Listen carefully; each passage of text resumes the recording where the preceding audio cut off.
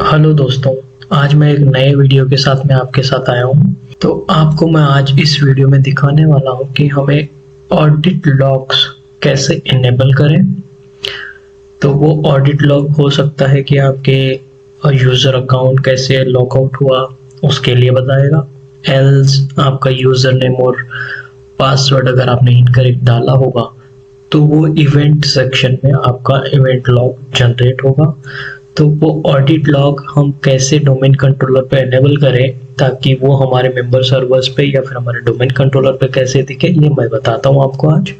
तो मेरे पास एक डोमेन कंट्रोलर है 2016 और एक मेरा मेंबर सर्वर है जो कि विंडोज 2016 है, लेकिन ये कंप्यूटर है, क्लाइंट कंप्यूटर है। तो आइए आपको मैं दिखाता हूँ पहले मेरा एक्टिव डायरेक्टरी का एक स्ट्रक्चर। तो ये मेरा एक्टिव डायरेक्टरी का पेज है। यहाँ पर आप देख सकते हो ये यूजर्स है और यहाँ पे कस्टमर्स है। कस्टमर्स में मुझे आप देख सकते हो यहाँ पे कंप्यूटर है और कंप्यूटर के अंदर मेरा विन 2016 है। तो ये मेरा मेंबर सर्वर है। आइए मैं आपको कंफर्मेशन दिखा देता हूँ कि ये मेरा मेंबर सर्वर विन 2016 ही है या नहीं।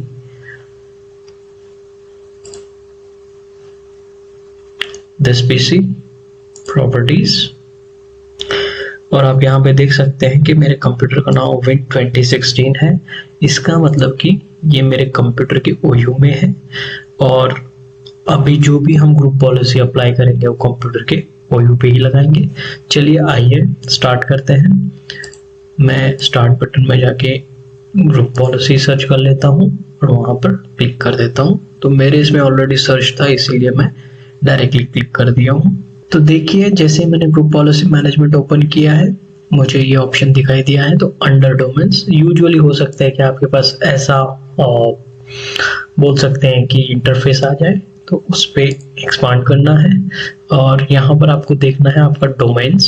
सो डोमेन्स को एक्सपांड करना है। वहाँ पे आपका एग्जैक्टली डोमेन क्या है। अगर आपका प्राइमरी डोमेन है और इसके अंदर सब चार्ट्स नहीं है तो वो यहाँ पे आपको इजीली दिखा देगा।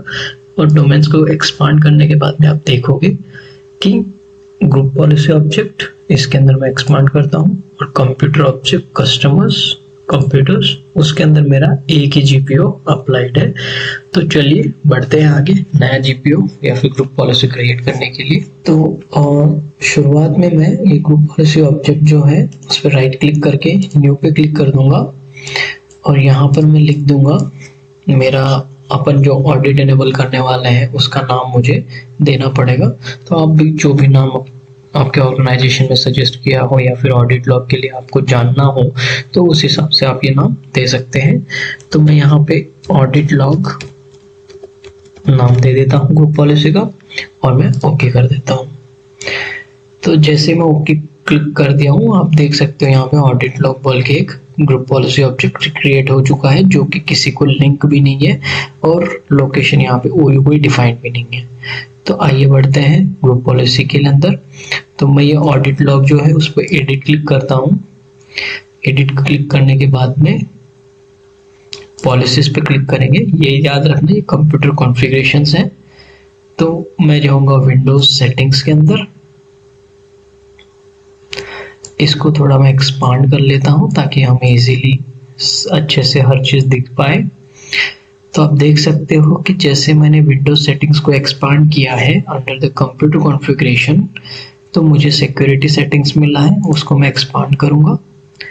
आप यहाँ पर देख सकते हैं सिक्योरिटी सेटिंग्स को एक्सपांड करने के बाद में मुझे बहुत सारे ऑप्शंस मिले हैं। इसमें मुझे एक सिंगल ऑप्शन ढूंढना है, एडवांस्ड ऑडिट पॉलिसी कॉन्फ़िगरेशन। ये मुझे मिल गया है तो मैं इसको एक्सपांड करूंगा। तो ये जो रहेगा advanced extended data for the audit, यानी कि हमारे पास एडवांस ऑडिट पॉलिसी कॉन्फ़िगरेशन हम क्या क्या कर सकते हैं यहाँ पे ऑडिट पॉलिसी में दिखाएगा।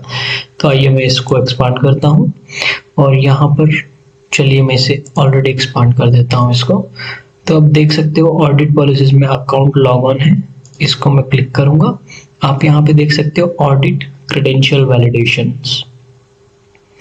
तो दोस्तों ये क्या है, इसको डबल क्लिक करेंगे और अगर आपको इसका इंफॉर्मेशन चाहिए तो आप यहाँ से देख सकते हो।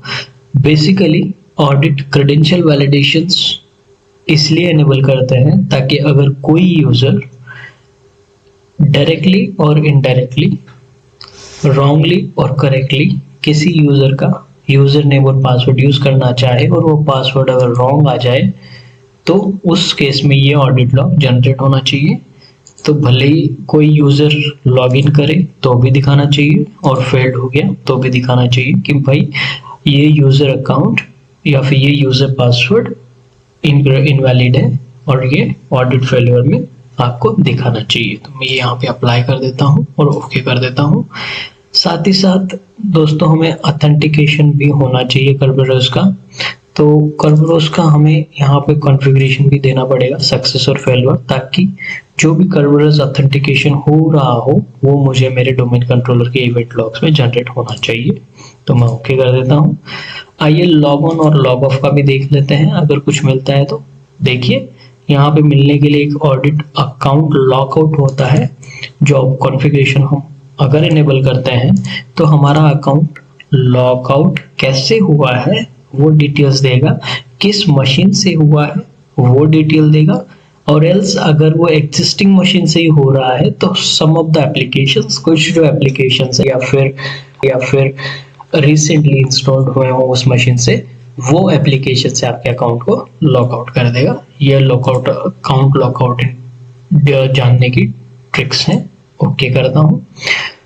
तो अभी मैंने 3 चीज़ें सक्सेस एंड फेल्यूर पे इनेबल कर दी हैं। एक अकाउंट ऑडिट अकाउंट लॉकआउट और दूसरा होता है audit credential validations and audit Kerberos authentication service.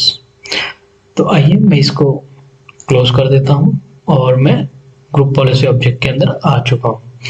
यहाँ पे देखोगे दोस्तों तो यहाँ पर हमें पहले ये ग्रुप पॉलिसी ऑब्जेक्ट लिंक करना पड़ेगा किसी भी ओयू से जिन मशीन्स पे आप ये सेटिंग्स पुश करना चाहते हो, या फिर जो भी मशीन्स पे आप ये डिटेल्स देखना चाहते हो ऑडिट लॉग्स, तो उस मशीन पे हमें ये ग्रुप पॉलिसी ऑब्जेक्ट लिंक करना पड़ेगा, या फिर बोल सकते हो उस ओयू पे ये ग्रुप पॉलिसी ऑब्जेक्ट लिंक करना पड़ेगा।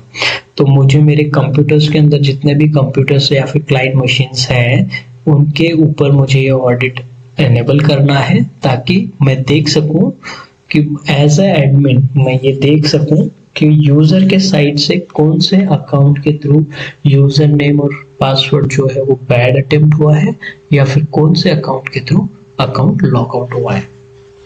तो आइए मैं यहाँ पे कंप्यूटर पे राइट क्लिक करता हूँ और यहाँ पे देखिए लिंक एन एग्जिस्टिंग जीपीयू। यहाँ पर मैं देखूंगा मेरा ऑडिट लॉग ग्रुप पॉलिसी, तो मैं उसको सेलेक्ट करूंगा। आप अपना ग्रुप पॉलिसी का नाम यहाँ पर लिस्ट में जो भी रहेगा उसे सेलेक्ट कर लेना, ओके पे क्लिक कर देना, और यहाँ पर देखना ये लिंक एनेबल्ड हो चुका है। एनफोर्स मत करना, एनफोर्स अगर करना है तो आप डायरेक्टली ये अंडर दिस डोमेन भी डाल सकते हैं, वो as like enforce on the machine हो जाएगा। आप एनफोर्स मैनुअली भी कर सकते हैं।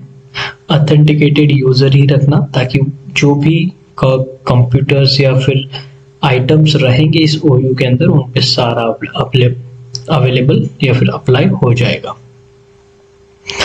तो आइए इसे मैं क्लोज कर देता हूँ ग्रुप पॉलिसी को, और मैं कमांड प्रॉम्प्ट ओपन करता हूँ, वो भी run as administrator like privileged administrator command prompt. ध्यान रहे दोस्तों आपको पूरा फुल एंड फाइनल राइट्स रहना चाहिए आपके मशीन पे या फिर डोमेन कंट्रोलर पे, तभी जाके आप ये चेंजेस कर सकते हो। तो मैं यहाँ पे जीपी अपडेट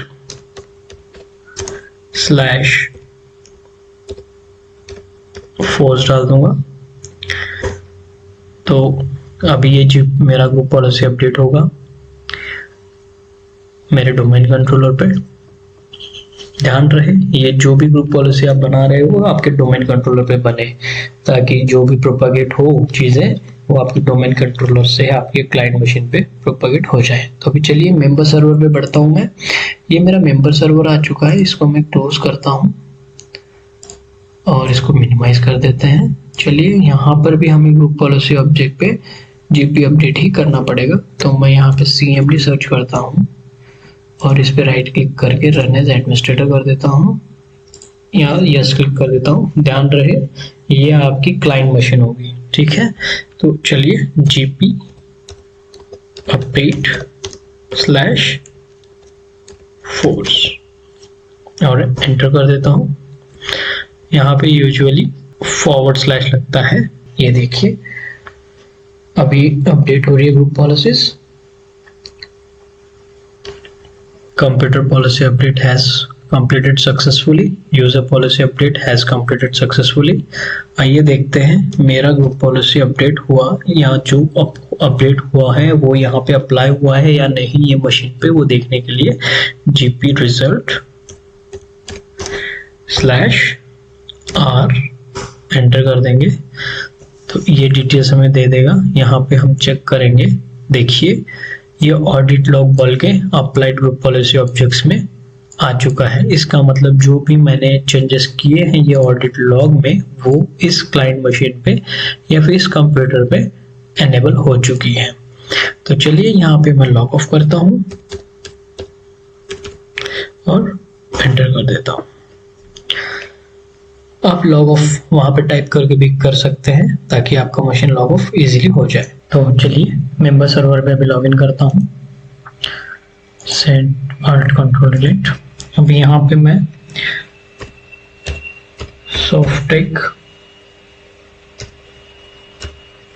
अकाउंट लेता हूँ ताकि अंडरस्टैंडेबल रहे। रॉन्ग पासवर्ड डाल दिया, okay.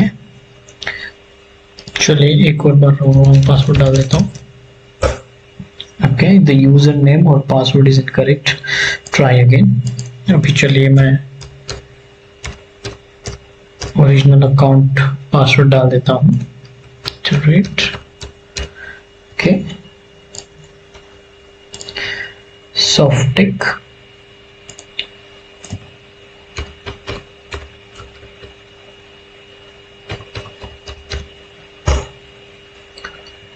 okay, the reference account is currently logged out and may not be logged in।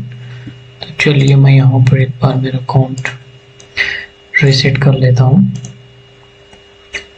Reset password पहले से हम लोग कर लेते हैं, उसके बाद में मैं रीसेट कर देता हूँ पासवर्ड।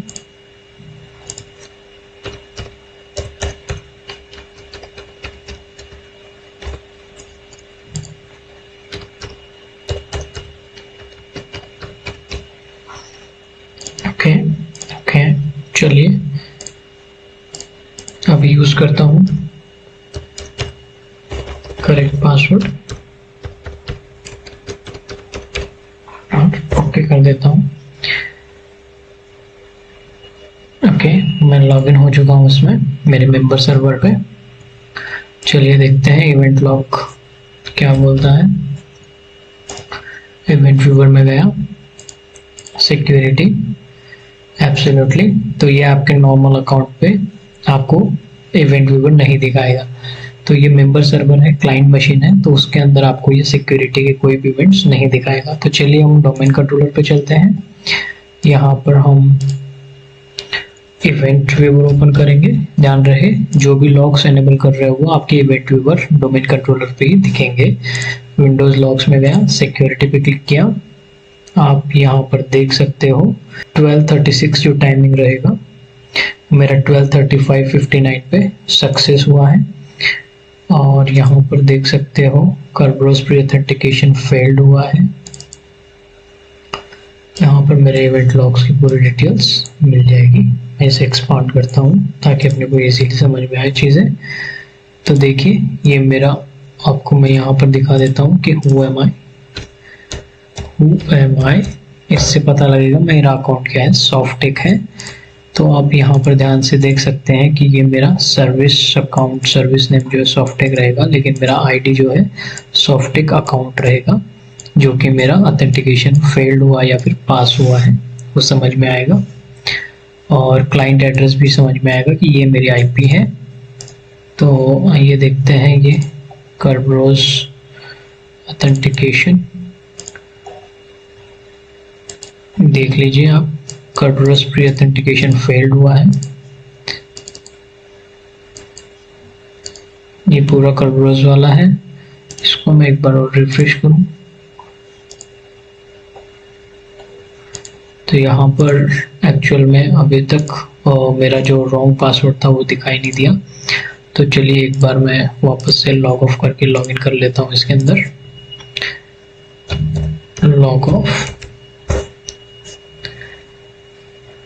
और वापस से फिर मैं एक बार सॉफ्टेक अकाउंट, और मैं रॉन्ग पासवर्ड डाल देता हूँ। Okay, incorrect password. चलिए अभी करेक्ट पासवर्ड डालता हूँ, एंटर करता हूँ। तो डेफिनेटली मेंबर सर्वर पे तो अपने को दिखेगा नहीं कुछ। चलिए डोमेन कंट्रोलर पे एक बार रिफ्रेश कर लेते हैं।